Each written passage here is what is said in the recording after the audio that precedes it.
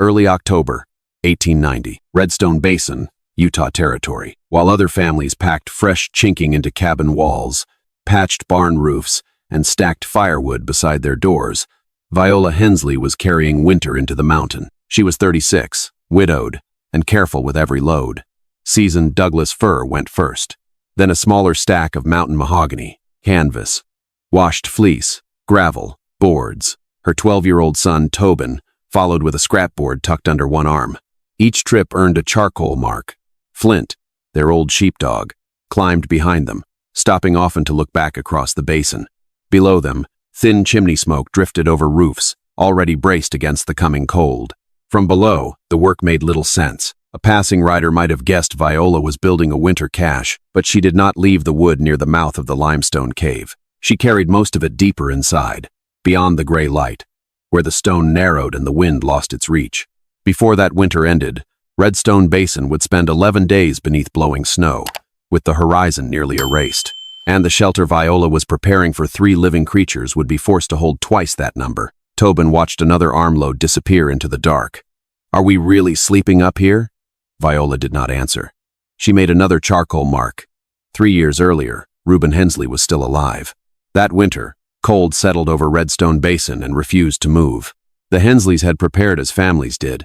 Their shed held split wood, stacked dry before the first snow, but the stove consumed it faster than expected. One cold week became another. The pile shortened. Then the reserve fell below what Reuben believed they needed. An old cutting cache remained beyond the property, where he had left seasoned wood after summer work. The weather was worsening, but the cache was there. Reuben went for it. He did not return. Afterward, Viola changed one habit and never changed it back. Before sleeping under any roof, she knew where the dry fuel was, how much remained, and how many nights it might last. Reuben's old tally board still hung in the shed. Faded charcoal lines crossed the grain, each one marking wood once carried home by hand. Tobin kept something smaller. It was a wool mitten his father had patched years earlier. The repair around the thumb was uneven, with thick stitches pulled tighter on one side than the other. It no longer fit Tobin well, but he kept it. Now, as Viola prepared the cave, washed fleece covered her work table. She cut pieces for canvas panels, measured stuffing, and set aside every usable scrap. Her knife reached the mitten once. She stopped. Then she moved it beyond the fleece and continued cutting. Outside, Tobin added another charcoal mark for the wood carried uphill. The idea had not begun with grief, or with some forgotten frontier secret.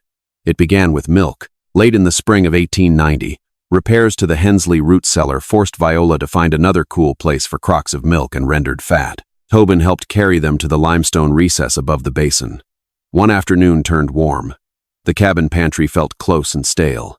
Viola climbed back to the cave and placed her hand against a crock. It was still cold. Weeks later, frost silvered the grass before sunrise. She checked the crocks again. Nothing inside had frozen. That was when observation became a test. Viola borrowed an old thermometer from the trading counter. Over one day and night, the air outside moved from 29 degrees to 68.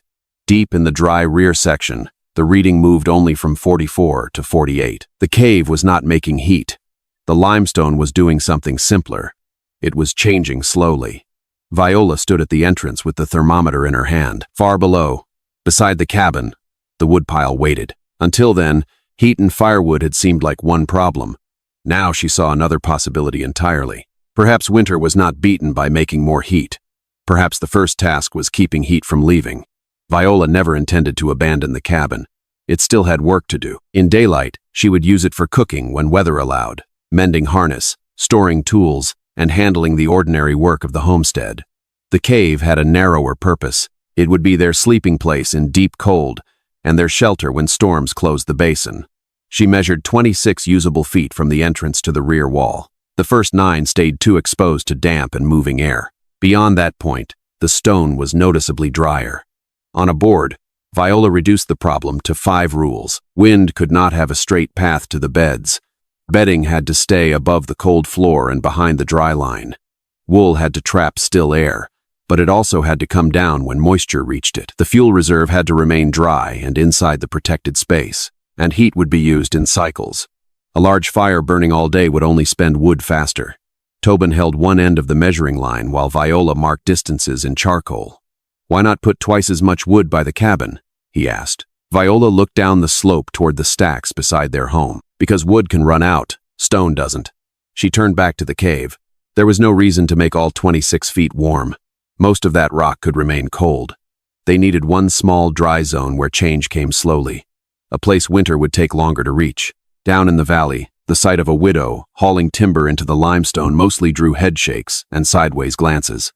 But Ezra Kittredge was different. At 58 years old, the veteran stoneworker had built countless springhouses, foundations, and root cellars across the region. When others dismissed Viola's project as a fool's errand, Ezra did not laugh. He climbed the slope himself and asked to see it.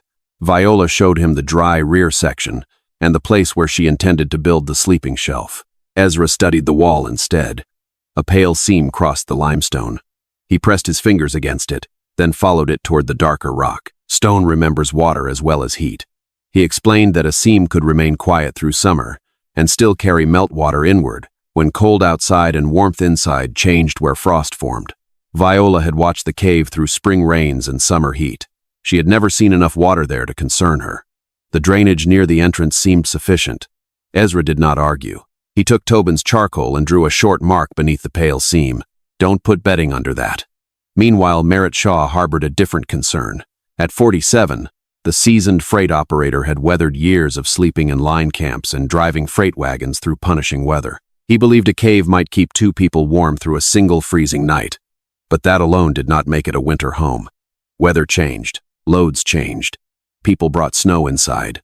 Fuel disappeared faster than planned. Viola heard both warnings. Ezra distrusted the water hidden in stone. Merritt distrusted any shelter tested under only one set of conditions. Tobin stood, watching two experienced adults disagree without either one raising a voice or making the other small. After Ezra left, Tobin rubbed a thumb near the charcoal mark. "Can I wipe that off?" Viola stopped him. She did not agree with the warning yet, but she left it on the wall. The entrance came next. Viola narrowed the limestone opening with timber and stone, but she did not build a straight doorway. Instead, she made a passage 5.5 feet long, with a hard turn near the middle. Anyone entering had to step inside, change direction, then continue toward the dry section. The wind had to do the same. Just beyond the bend, Viola laid a strip of gravel across the floor. She cut a shallow drainage trench along its lower edge and drove wooden pegs into the framing for coats. Wet boots stopped there. Snow was brushed away there. Water stayed on that side. Beyond it began the dry side. Viola tested it on a windy afternoon. Tobin tied light cloth strips at 3 points while she raised a thin thread of smoke from a controlled ember. At the outer opening, cloth snapped sharply. Near the bend, it fluttered. Deeper inside, the final strip barely moved. Flint made his own judgment. Flint walked past the gravel, circled once behind the bend, and lay down. Tobin stepped outside. He walked through the entrance, turned the corner, and stopped. Then he went back and tried it again. "It doesn't stop the cold," he said. Viola checked the inner cloth. No, the passage could not stop cold. What it could stop was a straight run of wind. Tobin crossed the bend a third time, feeling the gust lose force before it reached him. Viola watched him test it for himself. The change was simple enough for Tobin to feel without numbers, and enough that Viola trusted the result. The test had worked. Viola turned next to the wool. She stitched washed fleece into canvas panels that could be lifted down, inspected, and dried. None of them sat tight against the limestone. She left a narrow space behind each one so trapped moisture could be found before it became a larger problem. The sleeping shelf stood 21 inches above the floor, well beyond the dry line. Pine slats carried a layer of dry grass, then felted wool pads. For several days, the arrangement looked right. Then wet weather came. Snow clung to coats. Boots carried slush across the entrance. Damp air gathered near the transition zone. One morning, Viola pressed her palm against the lowest corner of the first wool panel. The canvas felt clammy. Flint had already stopped lying near it. Tobin helped unhook the panel and carry it outside. The fleece inside had not frozen, but it had begun holding moisture. Left there long enough, the insulation would become part of the problem. Viola did not add more wool.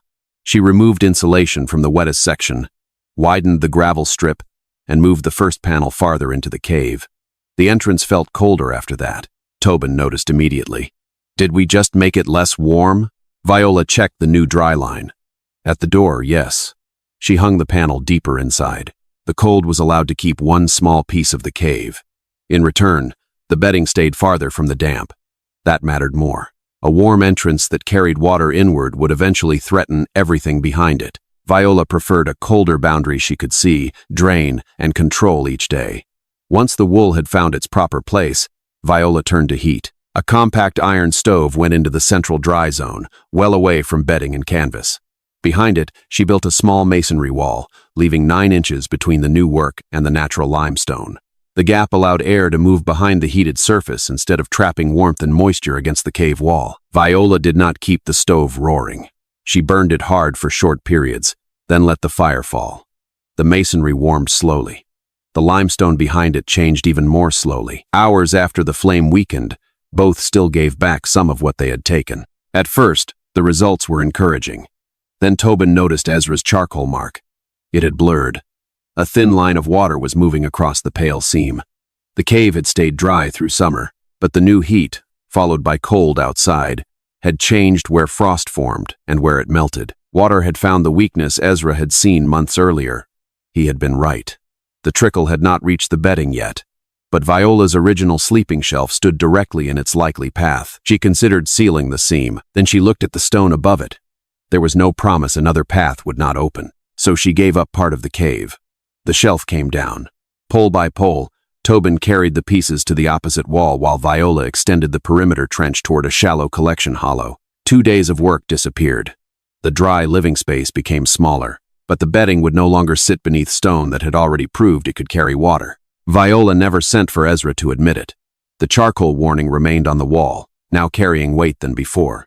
With the sleeping side settled, Viola turned to the supply she trusted least to chance. She built the reserve fuel crib 17 inches above the stone and gravel in the rear dry zone. Seasoned Douglas fir made up most of the stack. Mountain mahogany went into a smaller section, saved for nights when a longer bed of coals might matter. Near the stove, she kept only a small day bin. A covered water crock stood inside the warmer zone, safely away from the limestone seep. Then Viola gave Tobin another job. Their ledger remained simple. Each morning he recorded the outside low, the cave temperature, the number of armloads burned, and whether the bedding was dry. Nothing more. During the first hard cold of the season, the outside temperature fell to 9 degrees. Viola heated the cave with a controlled burn, then she let the fire die. 5 hours later, the sleeping area still measured 46 degrees. The bedding remained dry. The water had not frozen. She was not trying to make the cave feel like summer. Every unnecessary degree cost wood. That night, Tobin fell asleep while the stove went dark. Flint settled beneath the raised shelf. Viola remained awake. Once, she checked the thermometer. Later, she checked it again. The stone was still holding. There was dry wood behind her, counted and protected. Only then did she lie down. By then, word of Viola's measurements had spread through Redstone Basin. Most people no longer dismissed the cave outright. Merritt did not dismiss the numbers either. During a communal repair, he listened while someone repeated the 9-degree test. "That proves something," he said. "It doesn't prove everything." 2 people and 1 dog entered with dry clothes. The door opened when Viola chose. Fuel use could be measured. Water could be controlled. A long storm would change those conditions. Wet coats might come inside. Access could close. Livestock trouble could force decisions. Fuel might disappear faster than expected. Other people might need shelter. Merritt set down the board he had been fitting. "A shelter that works only while the load stays the same hasn't met winter yet." The words reached Viola. She did not answer by buying a larger stove. Instead, she added margin. More dry fleece went into storage, still loose and usable where needed. A second water vessel came uphill. She prepared reserve tinder, replaced a weak wooden peg, and counted the fuel crib again. Then she studied the cave itself. There were sleeping places for Viola, Tobin, and Flint. Beyond them, the dry floor narrowed quickly against stone. She could add supplies. She could protect more fuel. What she could not easily add was space. Merritt's question remained unanswered. Winter would have to answer it. Late November passed quietly enough that some families began to think Viola had prepared for a winter that was not coming. Evenings in the cave became ordinary. Tobin worked through school lessons on the raised shelf. Reuben's old mitten rested near his bedding. Flint slept at the boundary between gravel and dry stone, where he could watch the entrance without lying in the damp. Then the basin changed. The southwest wind disappeared. Clouds settled low over the ridges. Cattle turned their backs toward the northwest. Flint stopped wandering far from the sheltered slope. Across the basin, a distant ridge faded into gray haze, though no snow had fallen yet. Ezra noticed the ground first. While checking stonework at a spring house, he found the soil locking harder than it usually did that early. Merritt brought the clearer warning. He returned from a freight run ahead of schedule, horses tired and wagon rimmed with frozen mud. North of Redstone Basin, he had watched loose snow begin sliding across frozen ground before the main storm had even reached him. Viola needed no second report. She moved the remaining food, bedding, tinder, and daily tools uphill. Tobin carried his schoolbook without being asked. On the last trip, he returned to the cabin alone for one small thing. That evening, Viola found Reuben's mitten beside his bedding. She looked at it, then at Tobin. Neither spoke. Before the first heavy snow reached Redstone Basin, the three of them were already sleeping inside the mountain. Above them, the first flakes began touching the limestone after dark. Snow came before daylight. Then the wind found it. By noon, powder raced across Redstone Basin and struck the western slope. The outer side of Viola's entrance began collecting a drift. Inside, the dogleg passage forced the moving air around its bend. Cold reached the gravel strip. The hard gust did not reach the beds. The system was under a storm. Snow came off boots in the gravel zone. Coats stayed on the pegs. Inside, the canvas and fleece panels remained dry. Viola kept the stove to controlled cycles. A burn warmed the masonry. Then stored heat did its share. Night passed. The storm did not. On the second day, wind drove snow across the opening that daylight seemed thinner. The outside low fell to 18 degrees below zero. Inside, Viola let another fire cycle end. Hours passed. Near the end of the long fire-off interval, Tobin checked the thermometer in the sleeping zone. 48 degrees. It was not warm enough for shirt sleeves. Nobody mistook the cave for comfort. But the bedding stayed dry, the water remained liquid, and Flint slept without crowding the stove. Tobin made a second charcoal mark for the second day of storm. Viola counted the armloads burned. Fuel consumption remained inside her plan. That night, Tobin fell asleep after the last flame disappeared. Viola watched the dark stove for a while longer, then she lay down too. Outside, the wind continued. Winter had not given its verdict. It had only begun the examination. Nothing outside suggested the storm was ready to leave. The third day came, and the storm stayed. Travel between homesteads became nearly impossible. Trails disappeared. Fence posts showed only as dark tips above moving snow. By day 4, the wind had changed the drifts around the talus slope. Snow settled into places Viola had never seen it collect before. Inside, the cave still held. Then Tobin heard something behind the fuel crib. Drip. He waited. Another drop struck stone. Viola moved quickly. A hidden fissure, separate from the seam Ezra had found, was carrying moisture down the rear wall. Water had reached the lower part of the reserve. They pulled wood away. Fast. Douglas fir came off the crib by armloads. Tobin stacked the dry pieces farther forward while Viola separated anything darkened at the ends. Most was saved. Not all. The lower stack had already absorbed moisture. Overnight, colder stone froze the wet outer surfaces hard. Viola examined the damaged wood the next morning. Burning it inside would mean poor combustion, more smoke, and less useful heat. She set it apart.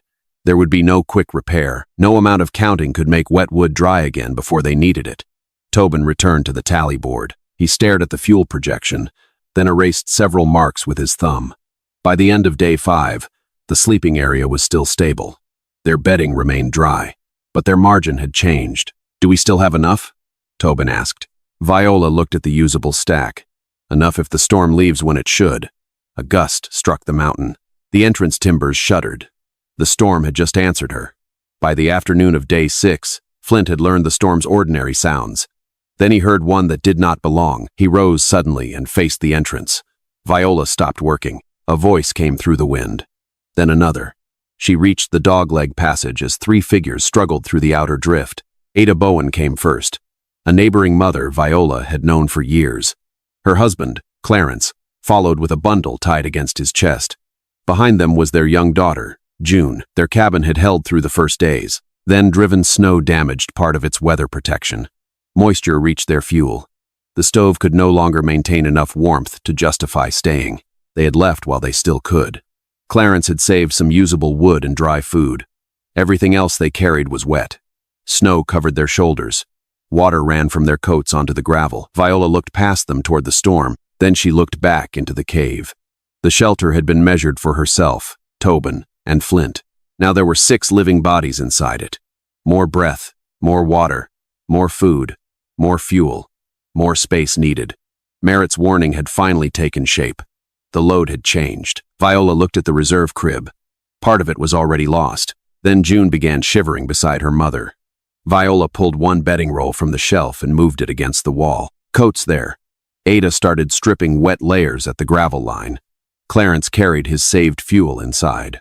Tobin said nothing. He picked up Reuben's old mitten from beside his bedding, moved it into a smaller corner, then shifted over to make room for June. Behind them, snow closed across their tracks. 6 bodies changed the cave faster than Viola expected. They gave off heat. That helped. Everything else became harder. Wet clothing had to dry. Meals served twice as many people. Water disappeared faster. The entrance opened more often. Bedding covered nearly every useful section of the sleeping shelf, and every person breathed moisture into the air. By day 7, Viola found the first warning. The outer canvas panel felt clammy. The line between cold stone and condensation had moved deeper into the cave. Moisture was following the people inward. Ada understood the problem quickly. She began rotating coats and socks through the drying area instead of trying to dry everything at once. Clarence watched the wood. He never asked Viola to build a larger fire. Each armload had to justify itself. Still, humidity kept rising. Viola removed one insulation panel. That made the transition zone colder. She used the loose panel as a temporary drying barrier, shifting it as clothing released moisture, then opening the space again so damp air could move away. The cave became less comfortable, but the inner bedding stayed dry. Flint moved farther behind the wet line. Everyone else followed the same boundary. By day 8, Tobin no longer asked how many armloads remained. He recorded each one. That night, June woke beneath the wool bedding. The stove was dark. She turned toward Ada. "When do we go home?" Ada looked toward the entrance. Wind pressed against the mountain outside. For several seconds, nobody answered. Then Ada pulled the blanket higher around June's shoulders.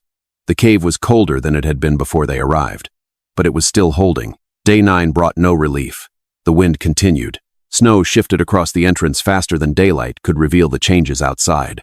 Viola counted the dry reserve again. Then she counted it once more. The old burn schedule would not leave enough margin. She lengthened the periods between fires. Douglas fir handled the ordinary cycles. The mountain mahogany stayed back until a longer coal bed was worth the cost. Meals became simpler. Food was warmed when heat already served another purpose. Nobody burned wood merely to feel comfortable. During the coldest overnight stretch, the sleeping zone fell to 41 degrees. It was the lowest reading yet. The number looked poor beside the earlier tests. The bedding remained dry. The covered water vessel had not frozen solid. The wet zone had not crossed into the sleeping shelf. And nobody had stepped into the blizzard to search for more fuel. Viola checked the bedding before dawn. Her hand passed over Reuben's old mitten.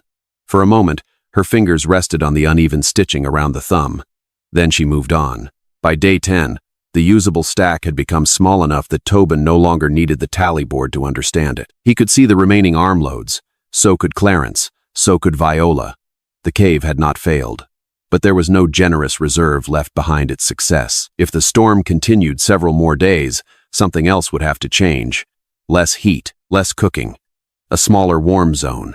There was no hidden supply waiting beyond the stone.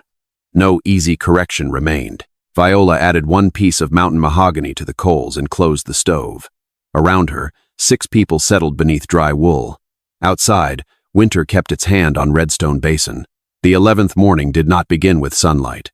It began with silence. Not complete silence. Snow still fell beyond the entrance. Water still touched stone somewhere near the drainage trench. But the wind had changed. Flint noticed first. For 10 days he had slept with his head turned toward the passage whenever the gusts strengthened. That morning, he lowered his head between his paws and left it there. Outside, snow was falling instead of flying sideways. Tobin took the charcoal and made the 11th mark on the tally board. Nobody celebrated. Viola checked the fuel crib, then the drainage. She felt the canvas panels, examined the water vessel, and pressed a hand against the sleeping shelf. Some wool was damp. Part of the original fuel reserve was unusable. The transition zone remained cold. The cave smelled of smoke, wet leather, wool, and 6 people who had lived too close together for too long. By afternoon, the cloud ceiling began to lift. A piece of the distant ridge appeared through the gray. Tobin stood near the bend and watched it return. Behind him, dry wood still remained in the crib. 6 people had passed through 11 days of storm without anyone going outside to search for more. Tobin set the charcoal down beside the board. He did not erase a single mark. Viola left them there. Nature offered no praise. It simply stopped asking questions. Travel did not become safe at once. When the basin finally opened enough for men to move between properties, Ezra and Merritt climbed the western slope. What they found inside was not a miracle. One canvas panel hung where it could dry. Damp wood sat separated from the usable stack. Bedding crowded the reduced sleeping area. Water stains marked the drainage trench. Tobin's charcoal tally nearly filled the board. Ezra went directly to the pale limestone seam. His old warning mark was still visible beneath it, blurred now by water. He followed the stain downward and studied the extended trench. Then he looked across the cave to the sleeping shelf Viola had rebuilt on the opposite side. "You moved the bed. You were right about the seam," Viola said. That was all. Merritt inspected something different. He asked how much dry fuel remained. Then he learned when the Bowens had arrived. For the second half of the storm, a shelter planned around Viola, Tobin, and Flint had carried twice its intended human occupancy. More wet clothing, more water, more breathing, more demand on the same reserve. Merritt's warning had been right too. The changing load had nearly consumed Viola's margin, but it had not destroyed it. The cave had adapted because Viola had been willing to give things up. Floor space, insulation near the entrance, comfort, longer fires. No one had won the whole argument. Viola had been right about the slow-changing stone. Ezra had been right about hidden water. Merritt had been right about changing conditions. The proof surrounded them in stains, damp wood, erased calculations, and a little dry fuel still left in the crib. Nature had settled the disagreement without taking anyone's side. Through the rest of winter, Redstone Basin did not become a settlement of cave dwellers. That was never the lesson. Ezra carried one part of Viola's system into a spring house. He separated the wet entrance from the dry storage area, so tracked snow and runoff had somewhere to stop. A rancher raised his wood crib off the ground after seeing what moisture had done to Viola's lower reserve. Another family copied the canvas and wool panels, but hung them tight against a damp wall. The fabric felt wet. They took the panels down and changed the arrangement. The material alone had taught them nothing. Merritt made a visible change. At the freight bunkhouse, he rebuilt the entrance so a man coming inside had to turn before reaching the bunks. Wind no longer had a straight path through the doorway. He also moved wood storage onto a raised base. Someone asked whether that meant Viola's cave had been right all along. Merritt shook his head. Wrong hill, wrong cave. It'll kill the idea before winter does. Nobody argued. He was right. What spread through Redstone Basin was not a belief that people should live inside mountains. It was a set of principles. Break the wind before it reaches the warm space. Keep wet work away from dry bedding. Protect fuel from ground and wall moisture. Let stored heat do work after the flame falls. Leave margin for conditions nobody planned. Later, Viola passed Merritt's bunkhouse and noticed the turn in the entrance. Merritt was working. He offered no explanation. Viola asked for none. Spring came slowly to Redstone Basin. Snow withdrew first from the exposed ground, then from the lower slopes. Water began running beneath drifts. The limestone above Viola's entrance started dripping in the sun. She did not abandon the cave after one winter. She inspected it. The fleece panels came down and went outside to dry. She cleared the drainage channels, removed the damaged fuel, marked the hidden fissure that had reached the crib, and repaired a section of the dogleg framing. A system that had worked once still had weaknesses. One afternoon, Tobin found Reuben's mitten on the sleeping shelf. The uneven seam around the thumb had opened again. He carried it to Viola. She sat near the cave entrance with needle and thread while snowmelt dropped from the limestone lip. For years, the mitten had been kept because Reuben's hands had once repaired it. Viola did not cut it apart for insulation. This time, she did not put it away either. She stitched the thumb closed. When she finished, Tobin pulled it on with its mate. The repaired mitten was still a little large, but usable. He went down the slope with Flint beside him. Viola remained at the entrance. Behind her, the fuel crib was nearly empty. Dry wood still remained. Wood nobody had been forced to carry through the storm. Below, meltwater crossed Redstone Basin in shining lines. The cave had not defeated winter. Stone had not made Viola stronger than cold, wind, water, or chance. It had given them margin, enough margin that nobody had needed to leave shelter and search for fuel when the basin disappeared behind snow. 3 people had entered before the storm. 3 more had arrived during it. When spring opened the mountain again, every one of them had walked back out. Viola watched Tobin reach the lower trail. The mitten was no longer something saved from the past. It was keeping his hand warm as he walked into what came next.